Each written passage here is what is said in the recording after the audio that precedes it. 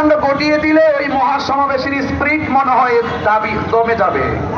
কিন্তু আপনারা দেখেছেন রইসউদ্দিনকে হত্যা করে আহলুস সুন্নাত ওয়াল জামাতের প্রেমিকদের স্পিরিটকে দাবিয়ে দেওয়ার জন্য যারা নীল নকশা এঁকেছিল, আজকে রইসউদ্দিনের রক্তের এত স্বচ্ছতা, রইসউদ্দিনের রক্তের এত স্পিরিট সারা বাংলাদেশের রাজপথকে সলোয়ারটি উত্থানে পরিণত করে দিয়েছে। সুতরাং ঘুমন্ত সিংহকে জাগ্রত করবেন না।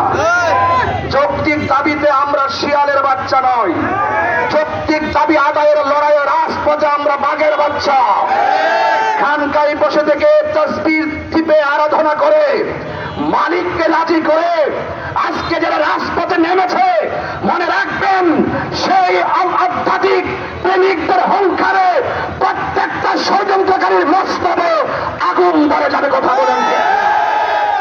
এই জন্য আমার কথা পরিষ্কার, আজকে লং মার্চ টু গাজীপুরে দেখতেছেন যে এই মানুষগুলো কারা এসেছে, এই মেসেজটা আমার প্রশাসনকে দেওয়ার দরকার। আগামীকাল সারা বাংলাদেশে আমাদের অবরোধ, সেই কর্মসূচিকে সফল করার জন্য সবাই যার যার জায়গায়।